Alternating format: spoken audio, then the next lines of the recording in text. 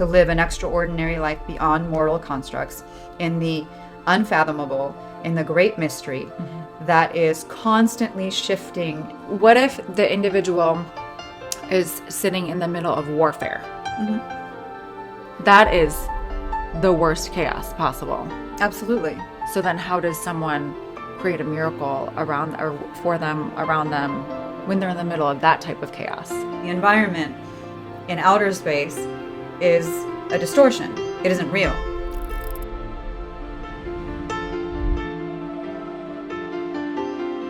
Okay. This is our thing.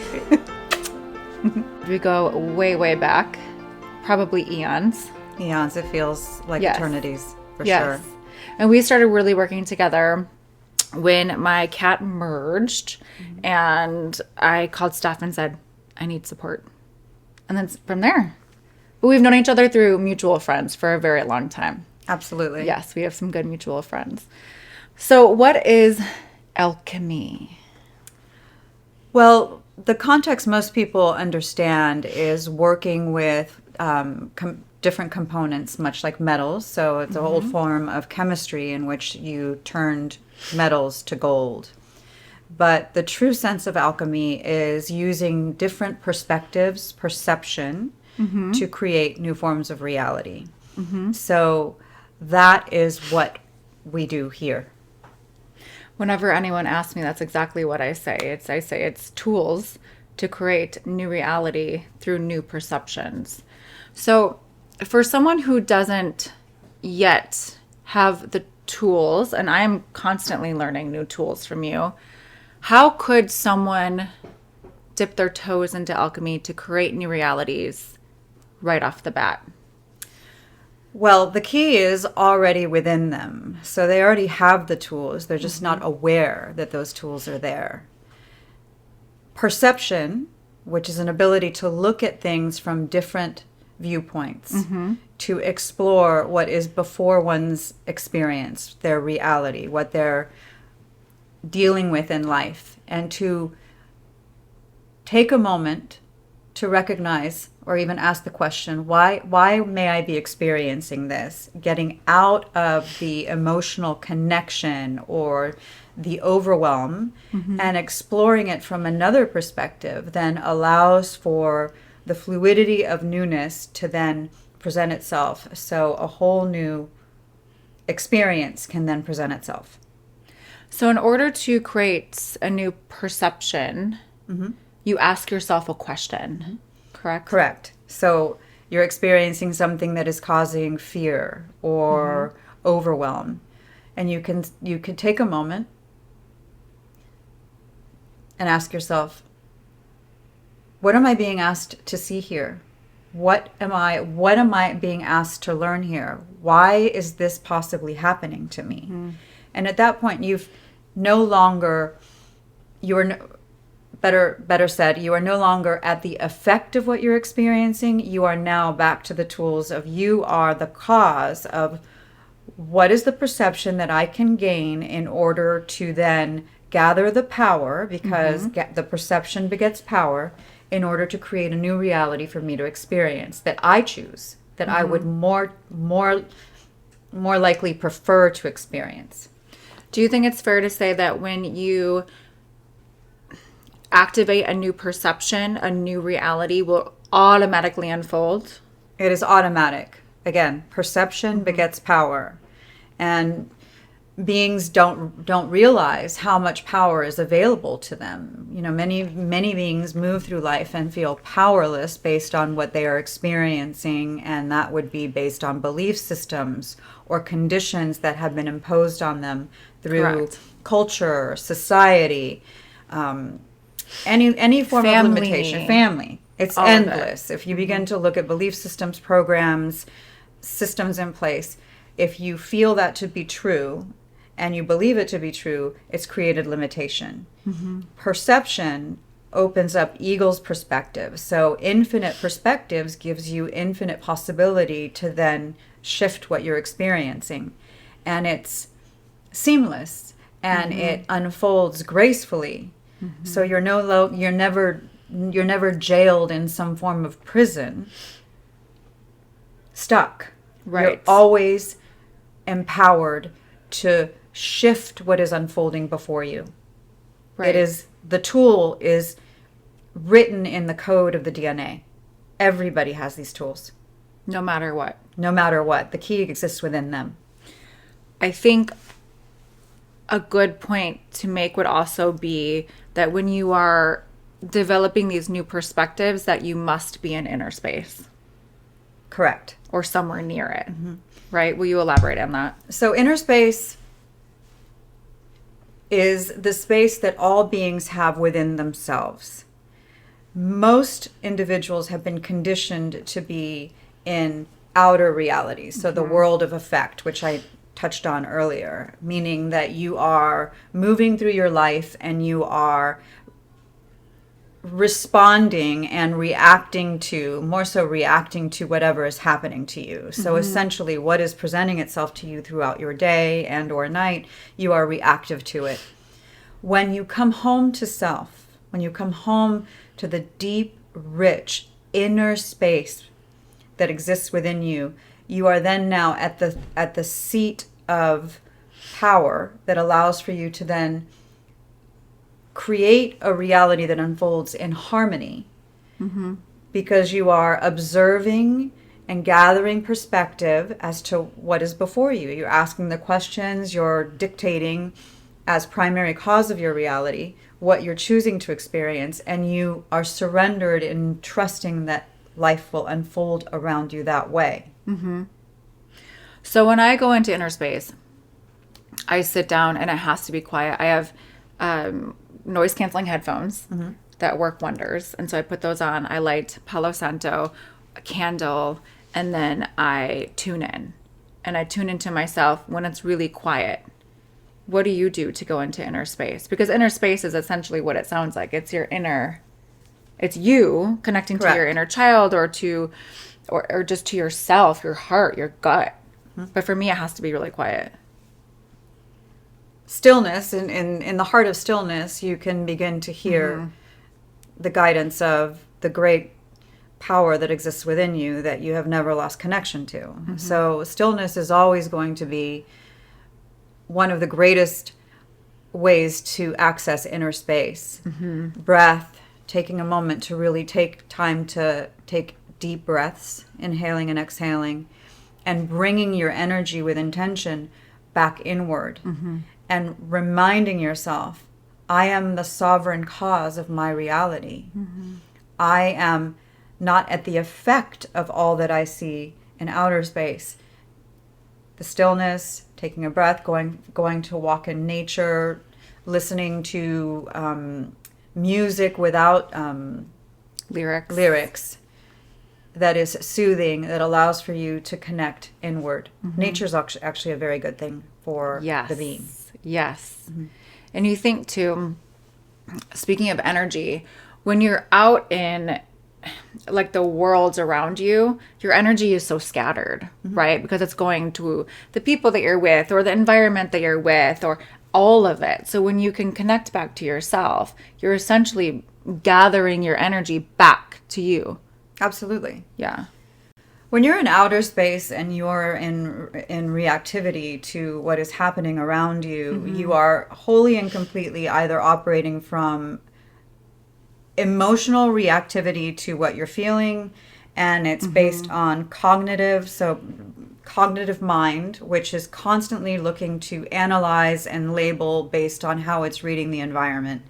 And the environment in outer space is a distortion. It isn't real.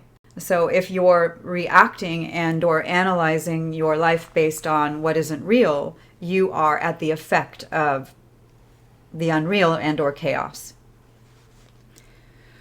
How would you describe the unreal? Because for, I think, a lot of people, what is happening around them is very real.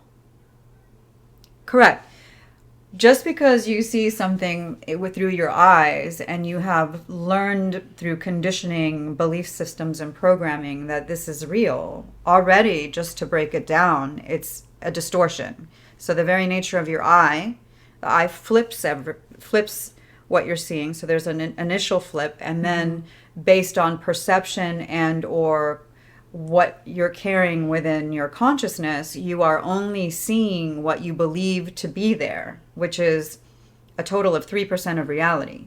The rest of reality is in the mystery. It cannot be seen. And now you're operating in the unreal, believing matter to be solid and or ruled by the laws only of science alone. And you have then eliminated the opportunity and ability to live in a world of and in a life of that is extraordinary beyond constructs of mortality, which is the field of miracles, that is something that all of us have access to.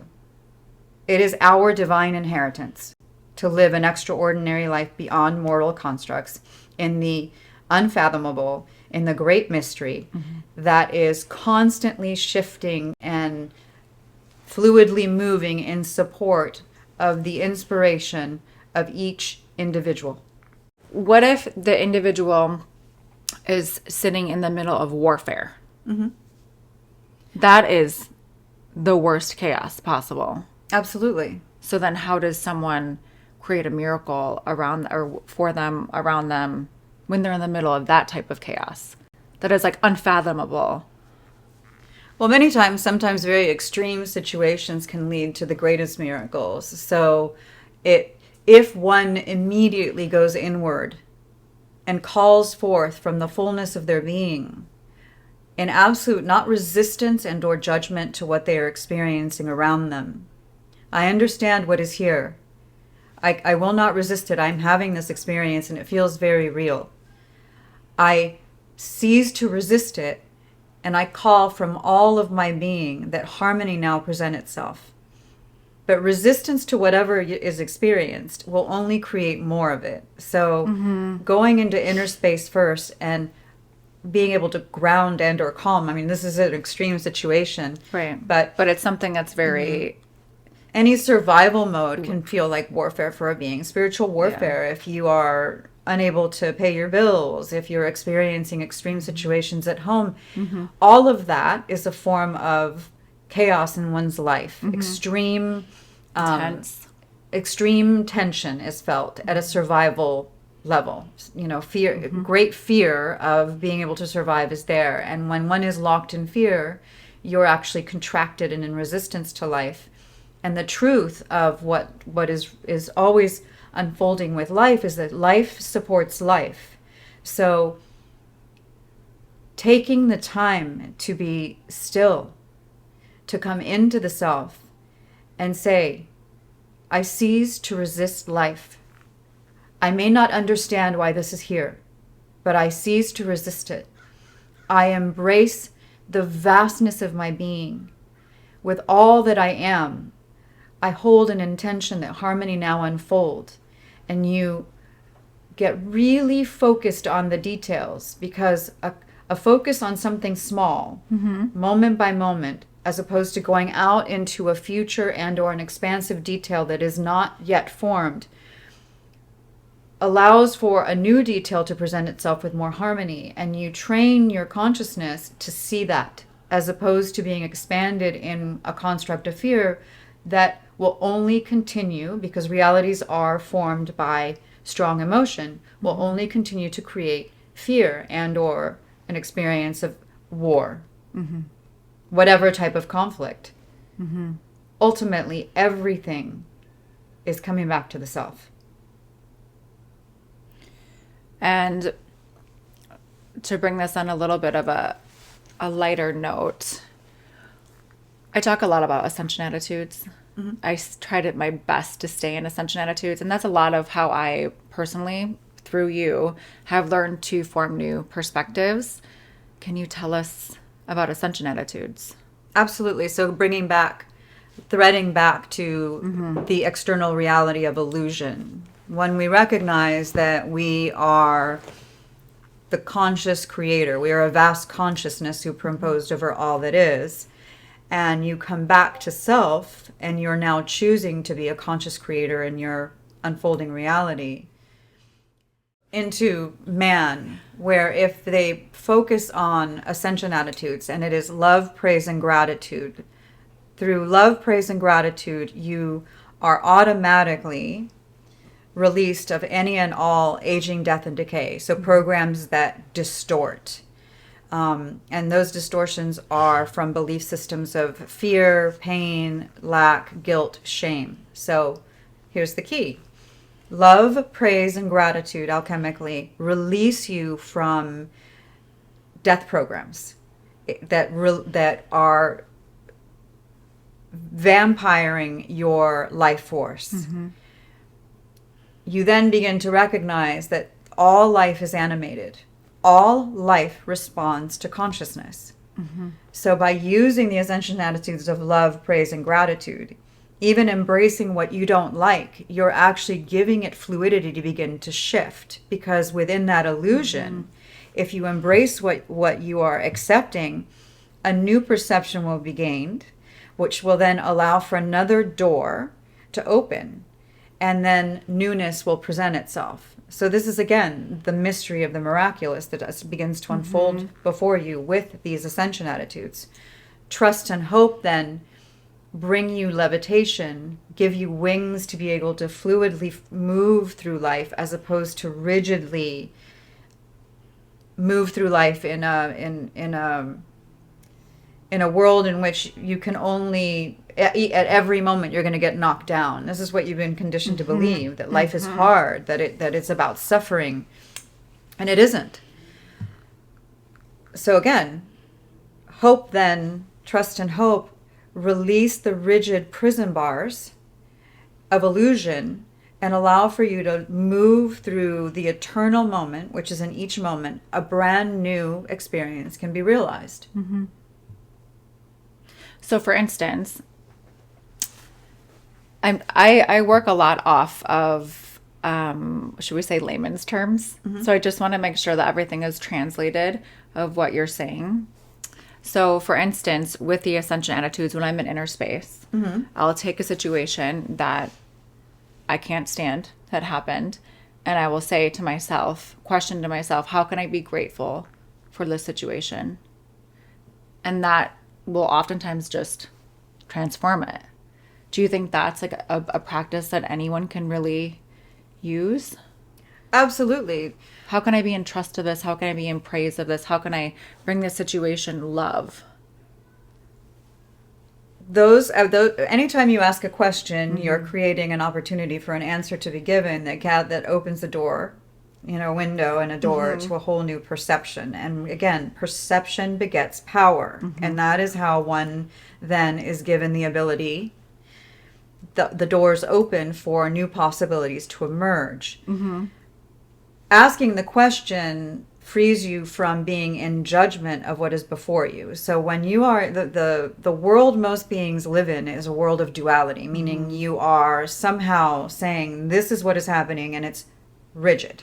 Mm-hmm. It's a structured situation, and you've now labeled yourself, I'm a victim to this, or I am experiencing this, I am subject to this. As soon as you begin to do that, you're actually creating a prison bars, or a box for yourself. Correct. By asking the questions, you're fluidly beginning to be shown what you can see. This is really difficult for me, but what is life only delivers lessons and blessings. Mm-hmm. When you know that you are not subject to a life that is causing you suffering, that is not the truth. Life supports life. Embracing life and having a love affair with every detail of life will automatically open all of the sluices of blessings to you.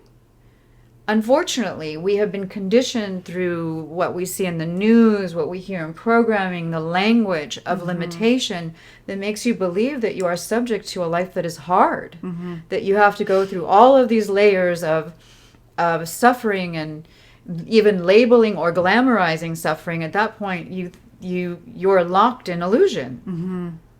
You ask the questions. What am I being asked to see? I know that life only delivers lessons and blessings. What am I being asked to learn from this? The biggest thing from turmoil or what is causing distress is, if life only delivers lessons and blessings, what may you, when something really difficult is presenting itself to you, what are you being asked to express? So, or heal. But right? It's a form of expression, because Right. technically, if you feel constricted and overwhelmed by a boss that is being very difficult, or a relationship that isn't any longer inspiring you, what are you being asked to express in self? Are you being asked to express your voice more? Are you being asked to express what really inspires you more? Where are you being asked to express? So when you ask these questions and you are grateful automatically for the fact that you already know the truth, life only delivers lessons and blessings. I understand that there's a blessing here. I may not be able to see it, but what am I being asked to see? How can I be grateful for this? What do I have to express? Thank you. I'm going to praise this, as difficult as it is. I'm going to be grateful for this opportunity so that I can surpass and express myself more. And then you feel another level of your own soaring, another level of your power. Life is creative. Life could never be boring when you're engaged with it and you're in the adventure of it. And this is what going into inner space, using the Ascension Attitudes, and asking the questions that beget perception, that then begets power, supports you in doing. A new reality is formed. Brand new reality, instantaneously. Yes. Something I've learned from you too is that you don't have to give power to the ghost stories of your past. And a ghost story, can you elaborate on that and share what a ghost? I mean, it's basically the illusion, but we all have ghost stories, right? And that's, again, from society, from our family, from labeling what we are, even so much as saying like, well, I'm a middle child and a Pisces. Like that could also be, you let go. I had to let that go. Yeah. But it's like, it's a labeling system that still is a ghost story. Even if you're like, I'm a cheater, whatever that is. My parents were like this, I'm going to be the same way. All of those are ghost stories that you don't have to give power to. Correct. So a ghost story, anything, going back to the truth of, we are a vast consciousness superimposed over all that is. Consciousness creates reality. Matter responds to consciousness. Matter, the body, and matter, the elements, respond to consciousness. So when you have had experiences that were designed for you to hallow yourself out in your uniqueness, what is the unique song that is yours to express as a gift to all life? Everybody has one. This uniqueness is brought forth by the experiences of the illusion of separation and or stories, and you can begin to believe them. And when you believe them, they become ghost stories, because the only thing that exists is the vastness of your consciousness and the fact that the present moment is a cauldron of infinite possibility always available to you. But if you are still in the story, oh, I was sick the early years of my life, I'm the middle child, I come from a long lineage of illness, I've had failures, therefore I'm a failure. If you continue to give energy or define yourself by something that's happened in the past, and you have not gathered and recognized the value of these experiences or illusions that were designed by your greater self to support you in expressing yourself in your own greatness, in your own uniqueness, what is your song? So the ghost story is unreal. But if you continue to define yourself by it, it will continue to present itself as a part of your story. So now your ghost story is your present story. Correct. Haunting you over and over again. Yes. Where energy what is it? Where energy goes. No, where focus goes, energy flows. Where focus goes, energy flows for everything. So may you bring your focus to the poetic perspective. May you bring your focus to finding beauty in every single thing you do. Every single thing you do, every single person you see. If you are choosing to see beauty in all before you, what do you think this vast consciousness is doing? You are now creating a reference point on behalf of all life, because now all life supports life. So remember, life supports life. You're not in distorted tones, which then support death frequencies and illness and decay. So an illusion. You are now supporting what is blooming. So poetic perspective of choosing to see the beauty in things, being grateful for things that you can't even understand, because the very nature of gratitude is so powerful. These ascension attitudes have been built into the DNA. They've been written into the DNA of man. They are so powerful that they begin to release the rigid prison bars of illusion, and you can automatically enter into a whole new reality without even having to know how. It's profound. It is profound. It's no longer bound by the Einstein equation of E equals mc squared. You're beyond the constructs of science. You're accessing all dimensions at all times, and the unfathomable and extraordinary and the great mystery that cannot be defined is always supporting you. The consciousness has to be willing to accept that. That means you're going to be completely surrendered to what a miracle cannot be defined. High alchemy supersedes science. Well, in that way, science is almost bound in a box. Correct. While there's value to what is known, and I don't want to discount all tones that exist, because everything that exists for a reason. So there's been, I don't want to discount science, though what is known is known. To live in the unfathomable and in the mystery of the unknown is where you have access to infinite possibility. So everywhere you go, you forget everything you know. Yeah. So as you already know, many times when people ask me something, I'll say, well, I don't know. I genuinely, yesterday's truth is not today's. You and I are in an alchemical equation right now, and now this equation is much grander because we're going out into what is the one, the many, and then the many who come upon this, because there is no separation.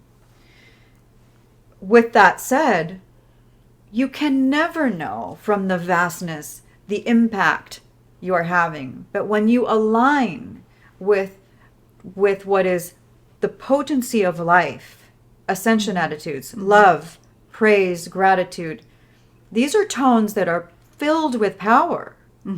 This gives beings the power to immediately shift something in the moment without having to figure it out. The miraculous, the infinite pierces through. It's profound. It is. And you said the word separation, and I want to bring it back to that because this helped me a lot understand alchemy. And you know how a lot of people will be like, if you keep doing that, you're going to give yourself cancer. Like, if you keep having these dark thoughts, you're going to give yourself cancer. But that is true because of separation. So, I mean, it's not always true, but I'm saying like the notion is true. And so a lot of alchemy is aligned with a lot of things that we automatically hear anyways. But with the separation and giving yourself sickness, I just want to bring it back to that because it makes so much sense. Like, if you are so stressed out about a situation, you're in contraction. I don't want to do that. I'm in resistance. Like, this is happening. I can't. And that creates, when you're in contraction, a separation from the rest of life. And from what I understand is then in that gap that you've just created, that's where darkness falls. That's where sickness creeps in and can take over. Correct. Right? So if your life force is being leaked, it is going to be leaked because of you're resistance in to life. contraction. You're in contraction. You're in resistance to Right. life. So at any point, you're going to be in resistance to life if you're not in the ascension attitudes. So this is key. If you're in the ascension attitudes, you're not in resistance to life. You're in love, praise, gratitude, trust, and hope. So you become a conditioned athlete and turning to this key that is going to support you in being the sovereign cause of your reality. It is that simple, though it's going to take the fullness of your being as an athlete, as a master in every moment, reminding yourself, because we are bombarded. Beings are bombarded in life, and they are being bombarded with all the tones of fear. So anger, pain, shame, guilt, any of the coping mechanisms that come from that stem from fear of inadequacy, fear of loss, fear of aging, death, and decay, and fear of destitution. Very simple things. These fears are so great, and they are denying beings of their true truth, which is their vastness. From knowing your vastness, you are empowered. You are a vast consciousness superimposed over all that is. It appears that you are separate from all that is. You are not. The cosmos has been evolving, and we've gone through layers of an evolution in which we were understanding ourselves by the illusion of separation. So that is similar to a rainbow, and the color red of the rainbow, exploring itself as red and seeing yellow or blue as separate, but in fact it's still part of a rainbow or a layer cake. And coming to believe, because there was a contracted perspective, that that's all that is. In fact, there was only a period in which there was value in understanding the refinement of the nuances that are you and or me in the scope of the wholeness, of exploring that uniqueness while perceiving it to be separate, but it never was. So when you now understand that you've never been separate from all of it, now you have eagle view, and you are no longer in this contraction of life is not supporting me, and or I'm a limited being and I don't have any power. You're actually all of the cosmos. What is within you is actually also all of the vastness. It is very much a riddle. It's very much a paradox. It's living in this quality of, you have tremendous consciousness, and when you live in the potency of these tones and you choose them simply by consciously choosing them, you have tremendous impact upon all life, all of Earth's kingdoms, into the cosmos, and realms that most people don't even know exist that are very real. And speaking of nature, how do you think that alchemy is interconnected to nature and sustainability? Perspective, alchemy is the consciousness aligning with all that is life, and nature is an expression of life, and aligning with life is sustainable, because one is to come home to self. One is entering into the holy space that is the self, and therefore making decisions based on the intuitive nudgings of the senses that align with life. And the sustainability and all that is the ecosystem of life is supporting you. So much like we've talked about mushrooms as in the ecosystem in the forest, and they're these satellite dishes of information for the trees, and they carry the wisdom. The non-psychedelic. Yeah, is what the non-psychedelic. we're talking about. Just want to clarify. Yeah. So everything is supporting itself. It's a cycle of giving and receiving, but one must come home to self. If you're out in the world of illusion that is of programs of death and contraction and fear or anger, you are not in the magic of sustainability. Unless you're choosing death programs. That would be if you want to continue to be, but that's not that's not life. That's also not sustainable it's not for somebody. sustainable. No. Do you think it's a good idea to turn off the news? 100%. I mean, I already knew your answer. Yeah. If you are conscious of every single thing that you do, if you make a choice and make a point to be conscientious of what you bring your attention to, what you read, what you watch, who you spend time with, may it always be led by what inspires. And may you choose to, as you move through the day, say to yourself, I see beauty everywhere I go. You will find that you will see beauty in every detail in your life. And the very nature of seeing beauty then brings more beauty. No different than if you're seeing a life of illness and death and fear, you are magnetizing that to self. So two separate beings could be in the same location experiencing two different realities based on what the energetics of their what their feelings and their energies are expressing. Where focus goes, energy flows. Yeah, Where focus goes, energy flows. And it has a ripple effect. correct. The energy, right? Can we talk about a little bit of where we keep talking about ghost stories? So can we talk a little bit about your past? Of the past that isn't real? Yes. So what Yeah. would you like to how discuss? did you become a high alchemist? That's a great question. Deep down, going inward, I began to experience life in a new way, and I recognized that I started asking questions to understand why I was experiencing life in a manner that was different from the masses.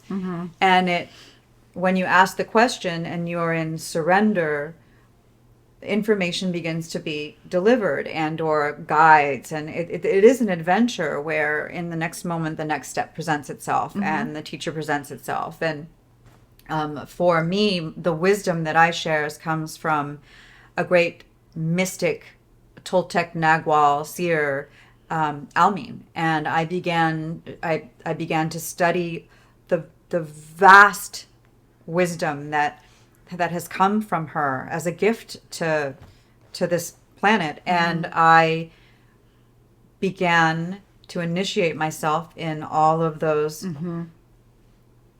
tones of mastery in shamanism, in all that is a Toltec Nagual, and being a high alchemist, and devoting myself to becoming free. I chose freedom.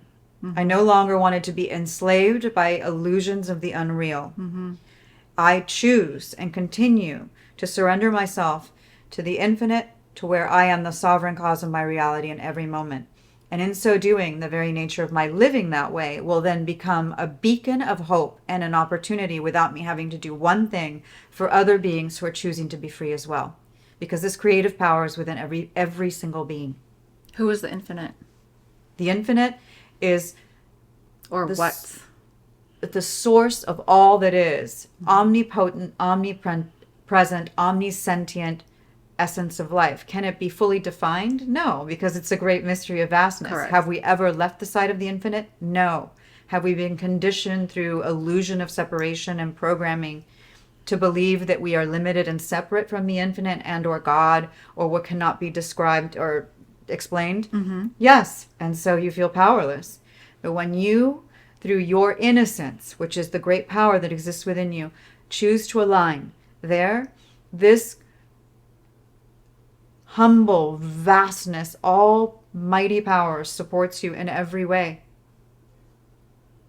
Always is, even if you don't know it's happening for you. Always is. I think there's many ways to think about the infinite too, right? Like it could be the one, it could be God, it could be Earth. Absolutely. Like you said, it's omnipresent and proxy, so it really is everything. The great mystery of Right. infinite power. Right.